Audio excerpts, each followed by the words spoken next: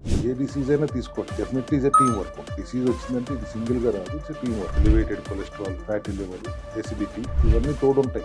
ఎందుకు అని ఆలోచించాలంటే ఒక కాన్సెప్ట్ గురించి మనం డిస్కస్ చేయాలి. Disease triangle, chronic inflammation, 2 oxidative stress, 3 insulin resistance.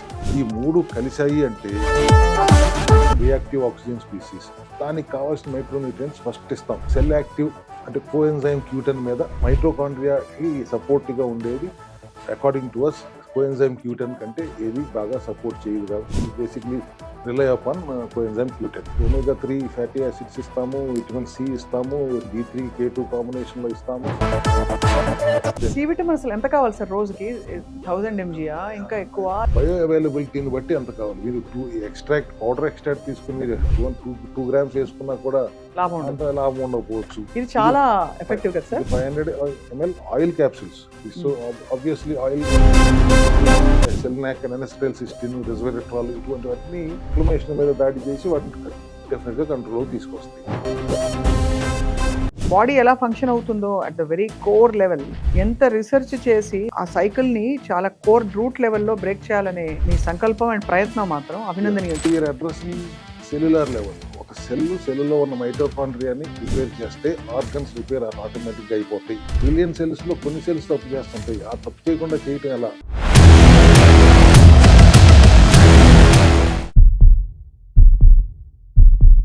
అందరికీ నమస్కారం. Welcome to the cell health series next episode. బహుశా చాలా మంది ఇప్పటికీ మీకు మీరే కొంత ఎక్స్పర్టీస్ సంపాదించుంటారు. గత ఎన్నో ఎపిసోడ్స్లో diabetes, life style, over weight, chronic, neuro related, pain management అన్నిటి గురించి తెలుసుకుంటూ సెల్ హెల్త్ విధానం ఏమిటని చెప్పి. పాయింట్ ఏంటంటే రోగం ఎప్పుడు ఒక్క రోగంగా రాదు, డయాబెటీస్ మాత్రం ఉండదు. దాని చుట్టుపక్కల ఇతర hormonal imbalances and team work లాగా ఇంకా చాలా విషయాలు బాడీలో జరిగిపోతుంటాయి. అందుకే రూట్ కాజ్ ఇస్ ఇంపార్టెంట్ అంటారు డాక్టర్ చింతా రవికుమార్ గారు, founder of cell health clinic. Sir, welcome once again to the next episode. How are your cells? Cells are doing very well sir. Happy, healthy. Yeah, అది so ఫుడ్లో చాలా విషయాలు ఉన్నాయని తెలుసుకున్నాను sir after starting the cell health series. And I think చాలా మంది benefit అవుతున్నారు మీ protocols తోటి. మీరు అడిగిన దానికి డైరెక్ట్గా ఆన్సర్ చెప్తానికి అందరూ అట్లా ఆలోచిస్తారంటారా? బాడీలో డిసీజ్ అంటే ఒక సింగిల్ ఇండివిజువల్గా ఉండదు అని. ఏ డిసీజ్కి సోలో పర్ఫార్మెన్స్ ఉండదు.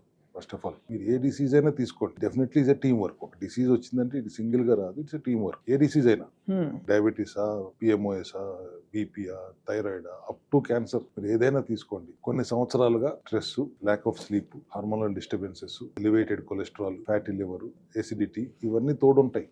అవును. ఎందుకు అని ఆలోచించాలంటే ఒక కాన్సెప్ట్ గురించి మనం డిస్కస్ చేయాలి. I can call it as the disease triangle. ఈ disease triangle contains 3 major villains. 1 chronic inflammation, 2 oxidative stress, 3 insulin resistancy. ఈ 3 కలిసాయి అంటే ఇక బాడీలో ఇంటర్నల్గా డ్యామేజ్ స్టార్ట్ అయినట్టే. బయటికి మనం బాగా కనిపించినప్పటికీ ఇంటర్నల్గా డ్యామేజ్ స్లోగా స్టార్ట్ అయ్యి ఒక ఫైనల్ స్టేజ్ వచ్చేటప్పటికి అది బరస్ట్ అయిపోతుంది ఒక పెద్ద డిసీజ్గా. దీన్ని మనం ఇంకా క్లియర్గా అర్థం చేసుకోవాలంటే కొన్ని క్వశ్చన్స్కి ఆన్సర్ తెలుసుకోవాలి. Why does disease travel in groups? మనం చూస్తుంటాం ఇళ్లలో, పాపకి ఫర్ ఎగ్జాంపుల్ థైరాయిడ్ వచ్చింది, వెంటనే పిఎంఓఎస్ కూడా ఉంటుంది. ఫాదర్కి షుగర్ వచ్చిందంటే కొద్ది రోజుల తర్వాత బీపీ వస్తుంది, డాక్టర్ మందులు వాడమంటారు. ఇలా ఒకదాని తర్వాత ఒకటి కంటిన్యూస్గా వస్తూనే ఉంటాయి. ఏదో మన ఫోన్లో ఒకదాని తర్వాత ఒక నోటిఫికేషన్ వచ్చినట్టు. ఎందుకు ఇలా జరుగుతుంది అని అర్థం చేసుకోవాలంటే ఈ 3 విలన్స్ చేస్తున్న డ్యామేజ్ ఏంటనేది మనకు తెలియాలి. అవును. So what is the primary? It is not a problem of individual issue. Disease అంటే it is a problem behind many problems అనేది గుర్తించాలి. దానికి డిసీజ్ ట్రయాంగిల్ అన్నారు.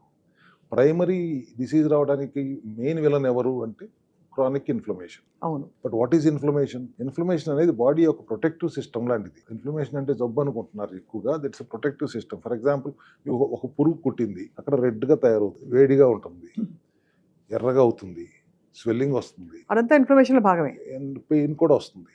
That is acute inflammation. అది టెంపరీగా ఉంటుంది. బాడీలో ఆ సిచ్యువేషన్ క్లియర్ అయ్యేదాకా దాన్ని ప్రొటెక్ట్ చేస్తుంది. That is acute inflammation. But problem ఎక్కడ వస్తుందంటే ఈ మోడర్న్ లైఫ్ స్టైల్ బాడీలో కంటిన్యూస్ డ్యామేజ్ మోడ్లో తోసేస్తుంది. డ్యూ టు మీరు జంక్ అనండి, లేట్ నైట్స్ స్లీప్స్ అనివ్వండి, సెడెంటరీ లైఫ్ స్టైల్ అవనివ్వండి, ప్రాసెస్డ్ ఫుడ్, ఆయిల్స్, లేకపోతే over eating of sugars, untimely eatings, emotional pressures, ఇట్లా రకరకాల సమస్యలతో మనం బాడీని ఒక డేంజర్ జోన్లోకి, అలర్ట్ మోడ్లోకి తీసుకెళ్ళిపోతాం. ఒక message something is going wrong అనేది అయిపోతుంది. Body will start giving a signal something is going wrong. అప్పుడు ఏమవుతుంది, అల్టిమేట్లీ మెల్లగా బాడీ వెయిట్ పుట్ ఆన్ అవుతారు, బెల్లీ ఫ్యాట్ వస్తుంది, continuous fatigue and brain fog ఉంటుంది, షుగర్ లెవెల్స్ కూడా కంటిన్యూస్గా ఎలివేట్ అవుతూ ఉంటాయి, స్కిన్ ప్రాబ్లం వస్తుంది, జాయింట్ ప్రాబ్లమ్స్ వస్తాయి, హెడేక్స్ వస్తాయి, ఎసిడిటీలు వస్తాయి, రకరకాల సమస్యలు వస్తూ మొదలైపోతాయి. And that is what is we call it as పీక్లో ఉంది ఏంటది క్రానిక్ ఇన్ఫ్లమేషన్. ఈ క్రానిక్ ఇన్ఫ్లమేషన్ని మనం కొని తెచ్చుకున్నాం. 90% సమయంలో ఇది మనం తెచ్చుకున్న ప్రాబ్లమే. బట్ ఒకసారి తెచ్చుకున్న తర్వాత ఇది వేసే యాషాలు మామూలుగా ఉండట్లేదు. దీనికి తోడు ఇప్పుడు రెండోది ఆక్సిడేటివ్ స్ట్రెస్ తోడు. అవన్నీ ఎక్కడి నుంచి బయలుదేరుతాయి sir? Free radicals, oxidative stress అంటే తినకూడని తింటే అలా అవుతాయా? ఆక్సిడేటివ్ స్ట్రెస్ అంటే చాలా సింపుల్ కాన్సెప్టే. బాడీలో ఎనర్జీ జనరేట్ అవుతూ ఉంటుంది, ఏటీపీ. ఆ ఎనర్జీ తయారవుతున్న సమయంలో కొన్ని బై ప్రోడక్ట్స్ కూడా క్రియేట్ అవుతాయి. వాటిలో కొన్ని అన్స్టేబుల్ మాలిక్యూల్స్ ఉంటాయి. ఆ అన్స్టేబుల్ మాలిక్యూల్సే ఫ్రీ రాడికల్స్. ఈ ఫ్రీ రాడికల్స్ని బ్యాలెన్స్లో ఉంచడానికి బాడీ ట్రై చేస్తుంది యాంటీ ఆక్సిడెంట్స్ సహాయంతో. కానీ మీకు ఎప్పుడైతే స్ట్రెస్ ఎక్కువ అవుతుందో యాంటీ ఆక్సిడెంట్స్ తగ్గిపోతాయి. అంటే చెడు ఎక్కువై మంచి సరిపోవట్లేదు అని చెడు చాలా చెడ్డ పనులు చేస్తుంది. ఫ్రీ రాడికల్స్ విజృంభించినప్పుడు వచ్చే ఈ జబ్బులన్నీ రావడానికి కారణం free radicals are attacking the body. దాన్ని తట్టుకుని దాంతో యుద్ధం చేయడానికి కావాల్సిన యాంటీ ఆక్సిడెంట్స్ బాడీలో లోపించడం వల్ల ఇదర్ స్ట్రెస్ వలన ఉన్నవి తగ్గిపోతాయి, లేకపోతే మనం తింటున్న ఆహారంలో కూడా సరైన యాంటీ ఆక్సిడెంట్స్, మైక్రోన్యూట్రియన్స్ లేకపోవడం వల్ల కూడా బాడీ ఇంబ్యాలెన్స్లోకి వెళ్తుంది. ఆ ఇంబ్యాలెన్స్నే ఆక్సిడేటివ్ స్ట్రెస్ అంటాం. అవును. ఇప్పుడు యాపిల్ కోసి బయట 2 ముక్కలుగా పెడితే కొద్దిసేపటికి అది బ్రౌన్ అవ్వదాం, అది దట్ ఈస్ కాల్డ్ ఆక్సిడేషనే కదా. ఈ ఆక్సిడేటివ్ స్ట్రెస్ వచ్చినందువల్ల ఎనర్జీ స్లో అయిపోతుంది, మైటోకాండ్రియా వీక్ అయిపోతుంది, మెటబాలిజం బ్రేక్ డౌన్ అవుతుంది, రకరకాల ఇదే ప్రాబ్లమ్స్ అన్ని weight gain problems, belly fat problems, రకరకాల కింద క్రానిక్ ఇన్ఫ్లమేషన్లో వచ్చే సమస్యలన్నీ ఈ ఆక్సిడేటివ్ స్ట్రెస్ వల్ల కూడా సెల్స్ డ్యామేజ్ అవుతుంది. ఈ రెండు కవల పిల్లలుగా భావించాలి. ఇన్ఫ్లమేషన్ అండ్ ఆక్సిడేటివ్ స్ట్రెస్ కలిసి they create the chaos within. దీనికి తోడు ఇంకొకటి ఇప్పుడు ఇన్సులిన్ రెసిస్టెన్సీ యాడ్ అవుతుంది. ఇన్సులిన్ రెసిస్టెన్సీ అంటే ఏంటి? సింపుల్గా అందరికి అర్థం అవ్వాలంటే ఇన్సులిన్ తాళం చెవి. అవును. సెల్ తలుపు తెరవాలి. సెల్ తలుపు తెరవాలంటే ఇన్సులిన్ మాత్రమే తెరవగలదు. ఇన్సులిన్ దగ్గరే తాళం ఉంది. సో ప్యాంక్రియాస్లో బీటా సెల్స్ ఇన్సులిన్ తయారు చేసి ఇది తలుపు తెరిచి చక్కగా గ్లూకోజ్ని వాటి లోపలికి పంపుతుంటే ఎనర్జీ క్రియేట్ అవుతుంది. సో స్మూత్గా నడుస్తుంది సినిమా. ఇప్పుడు ఇన్సులిన్ రెసిస్టెన్సీ వచ్చింది. ఇన్సులిన్ రెసిస్టెన్సీ అప్పుడు ఏమవుతుంది, తలంచేవి ఉంది కానీ డోర్ జామ్ అయింది, లేదంటే ఫుల్ అయిపోయిందని సెల్ లోపల నుంచి గడబెట్టేసి తీయడానికి అవకాశం లేదు. గ్లూకోజ్ ఏమో మనం తింటూనే ఉన్నాం, వెళ్తానే ఉంది లోపలికి, బ్లడ్లోకి ప్రెషర్ పెరుగుతూనే ఉంది. అంత వస్తుందని చూసి ప్యాంక్రియాస్ ఇన్సులిన్ తయారు చేస్తూనే ఉంటుంది. ఇన్సులిన్ వచ్చి డోర్ దగ్గర ప్రెషర్ పెడుతూనే ఉంటుంది. కొంతవరకు బాడీ ట్రైగ్లిజరైడ్స్ కింద మార్చడానికి ప్రయత్నిస్తుంది లివర్. ఇంకా తర్వాత ఒక స్టేజ్ వచ్చేటప్పటికి సిస్టమ్ టైర్డ్ అయిపోతుంది. ఆ పరిస్థితిలో వచ్చిన దాన్ని ఇన్సులిన్ రెసిస్టెన్సీకి వలన రకరకాల సమస్యలు, మీకు డయాబెటిక్ ఎట్లాగా అవుతారు, ఇంత ప్రెషర్ వలన హైపర్ టెన్షన్ వస్తుంది and you become obese, right, thyroid problems వస్తాయి, మెటబాలిజం డిస్టర్బ్ అవుతుంది అండ్ ఎనర్జీ క్రాష్ అవుతుంది, షుగర్ క్రేవింగ్స్ పెరుగుతాయి. ఇప్పుడు ఈ మూడు కలిసినాయి అంటే ఆ ట్రాప్ లోకి వెళ్ళినప్పుడు ఒక vicious cycle. Oxidative stress can increase inflammation, inflammation can increase oxidative stress. ఒకదానికొకటి తోడయ్యి ఒక విషియస్ సైకిల్ ఏర్పడిన తర్వాత డ్యామేజ్, బాడీలో డ్యామేజ్ అనేది చాలా స్పీడప్ అయిపోతుంది. కరెక్ట్. అక్కడి నుంచి ఏజింగ్ ప్రాసెస్ కూడా ర్యాపిడ్ అయిపోతుంది. డెఫినెట్గా your biological age will be much more than your chronological age స్టేజ్లోకి వెళ్ళిపోతుంది. So how to break this triangle అనేది చాలా పెద్ద ప్రశ్న. అవును. దీన్ని బ్రేక్ చేయకపోతే ఓవర్ ఏజింగ్ లాగా ఉన్నా కూడా లోపల ఇంటర్నల్గా డ్యామేజ్ జరిగిపోతూ ఉన్నప్పుడు ఒక స్టేజ్ వచ్చిన తర్వాత ఎవ్రీ ఆర్గన్ చేతులు ఎత్తేస్తాయి. You can't help it, something going wrong inside me అని సిగ్నల్ ఇస్తున్నా కూడా మనం పట్టించుకోకపోతే that we have to stop this triangle. How to get out of this trap? Cell health approach again, simple. We give micronutrients first of all. Inflammation తగ్గించడానికి oxidative stress is more dangerous ఎందుకంటే it can worsen both chronic inflammation and insulin resistance. Insulin resistance ఇన్ఫ్లమేషన్ని worsen చేయగలదు, insulin రెసిస్టెన్సీని worsen చేయగలదు, oxidative stress రెండింటిని worsen చేయగలదు. So అందుకని patients symptoms ఒకటే ప్రాబ్లంతో వచ్చినా సిమ్టమ్స్ వేరు వేరు ఉన్నా కానీ రూట్ కాజ్ వేరు ఉంటుంది. బరువు పెరుగుతున్నాను అనుకుంటాడు, దట్ ఇన్సులిన్ రెసిస్టెంటీ అవ్వచ్చు root cause.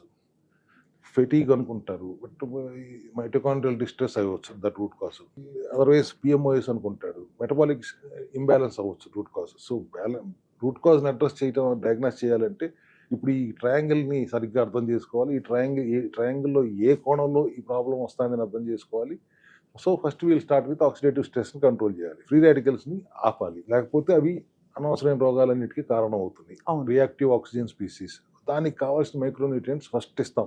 Main cell active అంటే కోఎన్జైమ్ క్యూటన్ మీద ఇది మెయిన్ సార్. సెల్ యాక్టివ్ మైటోకాండ్రియాకి సపోర్ట్గా ఉండేది. అకార్డింగ్ టు అస్ కోఎన్జైమ్ క్యూటన్ కంటే ఏది బాగా సపోర్ట్ చేయదు, కాబట్టి that is we basically rely upon coenzyme Q10.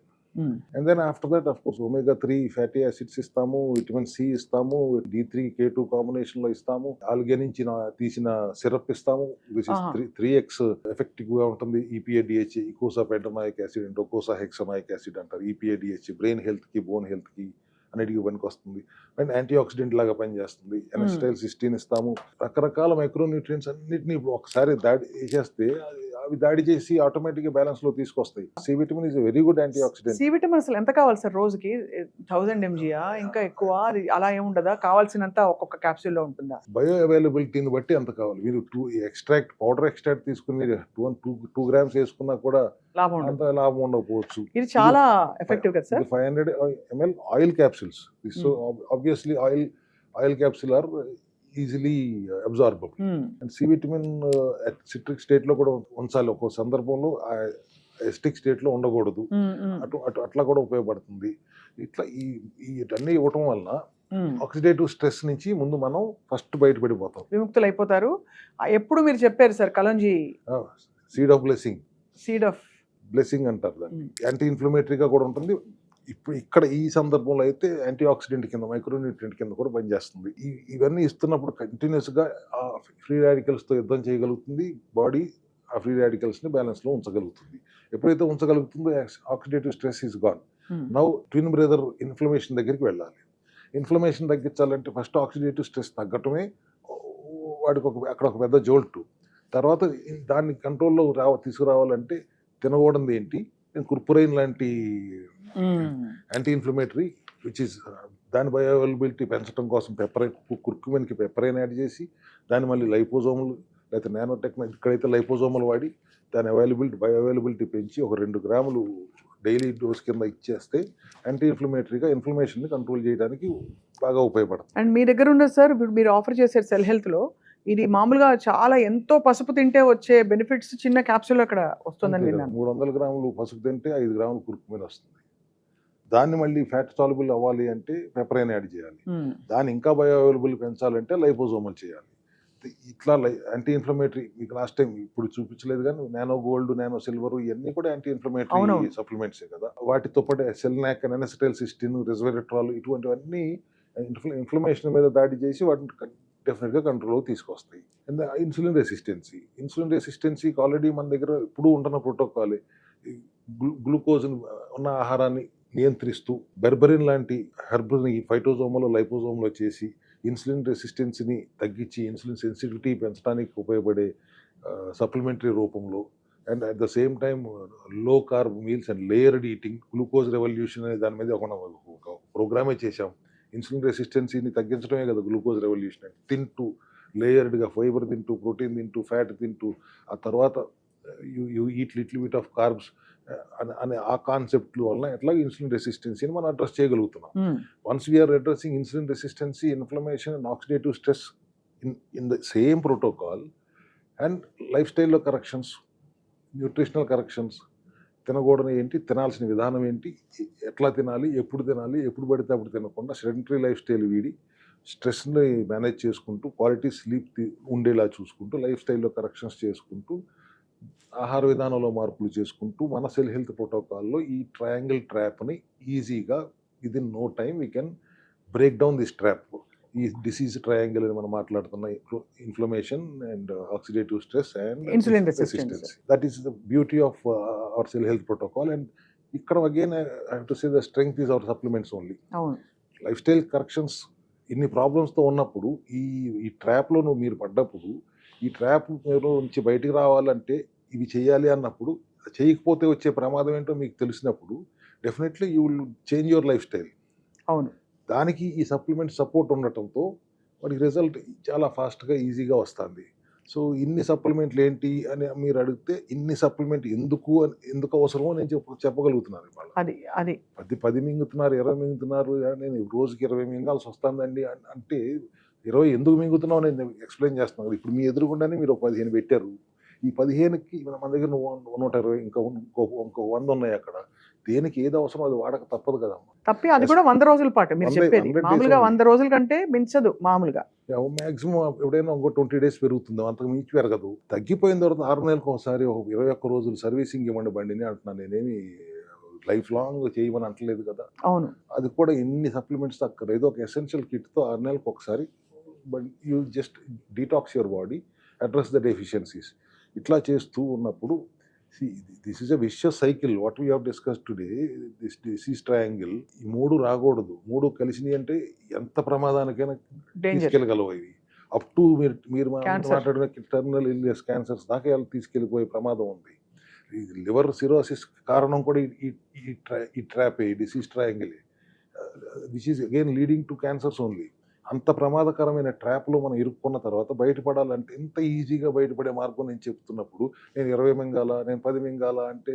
కానీ it's actually hats off to one thing sir. మీరు బాడీ ఎలా ఫంక్షన్ అవుతుందో at the very core level ఎంత రీసెర్చ్ చేసి ఆ సైకిల్ని చాలా కోర్ రూట్ లెవెల్లో బ్రేక్ చేయాలనే మీ సంకల్పం అండ్ ప్రయత్నం మాత్రం అభినందనీయం చాలా. అంటే from the perspective of so many people suffering with so many diseases today. కేవలం అది పాక్షికంగా ఒక ఆర్గన్ని లేదు ఒక డిసీజ్ని ట్రీట్ చేస్తే అక్కడతో అక్కడ ఆగిపోతుంది. కానీ లోపల దాని మూల కారణం అసలు అక్కడ దాకా ఎందుకు వచ్చిందో అది ఎప్పుడు అడ్రస్ అవ్వదు. అది ఎప్పుడు ఎక్కడ అడ్రస్ అవ్వదు. అండ్ మీరు ఒక రకంగా అభినందించారు, థ్యాంక్ యూ వెరీ మచ్. కానీ మాకు ఇప్పుడు ఇవాళ చాలా సింపుల్ అనిపిస్తుంది.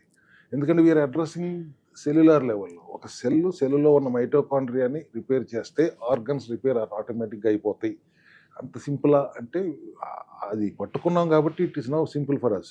అంతే. సెల్స్ రిపేర్ చేస్తాం లేదా సెల్స్ హెల్తీగా ఉంచటం. లివర్ అంటే లివర్లో కూడా కొన్ని 1 ట్రిలియన్ సెల్స్ ఉంటాయి. ట్రిలియన్ సెల్స్లో కొన్ని సెల్స్ తప్పు చేస్తుంటాయి. ఆ తప్పు చేయకుండా చేయటం ఎలా అన్నది మన విధానం. So everything is body is cells and cells should be will be living only for 90 days to 100 days. 90% of the cell. So 90 days, 100 days lo complete transformation is possible. That's a great thing. Yeah, every 100 days let us be 90% new version and 90% healthy version. That is the concept of cell health. చాలా promising గా ఉంది sir. And next time బహుశా చాలా మంది viewers fatty liver పర్లేదులే, ఆ మాత్రం grade 1 కదా, ఏం కాదు అని నార్మలైజ్ చేసిన, ఏమిటి 6.3 6.5 దాకా ఏం కాదులే అని నార్మలైజ్ చేసుకునే వాళ్ళకి, 10 కిలోలు ఆ మాత్రం ఏజ్తో పెరగరా చెప్పండి వెయిట్ అని అనుకునే వాళ్ళకి వార్నింగ్ ఏంటంటే అవన్నీ జరుగుతున్నాయంటే ఆబ్వియస్లీ బాడీలో ఎక్కడో గాడి తప్పిందని వెంటనే దాని రూట్ కాజ్ ఏమిటని తెలుసుకునే ప్రయత్నం చేస్తే డెఫినెట్లీ మీరు లాంగ్ అండ్ హ్యాపీ హెల్దీ లైఫ్కి నాంది పలకచ్చు. కరెక్ట్గా చెప్పారు. అది sir. Wonderful sir. I think మీరు you're a treasure of knowledge. Cell హెల్త్లో we have a lot of answers to a lot of questions. ఇంకా many more deep conversations for our viewers with you sir and with your team. Thank you very much for your valuable time doctor Ravikumar గారు. Finally let me say, ప్రతిసారి products తీసుకొస్తున్నారంటే trying to explain the root cause explain చేస్తూ దానిని సవరించడానికి దాని solution ఏంటో చెప్పడానికి ప్రయత్నమే కానీ this is not an over the counter talk show. Absolutely not. And అలా భావించకూడదు. కేవలం సప్లిమెంట్స్తో కూడా ఏం అవ్వదు. అది కరెక్ట్గా ఎప్పుడు ఎలా ఏ మోతాదులో తీసుకోవాలో తెలిస్తేనే ఎఫెక్టివ్గా పనిచేస్తుంది. అండ్ ఐ థింక్ ఇప్పటికి రియలైజ్ అయ్యారు. Thank you sir. Thank you.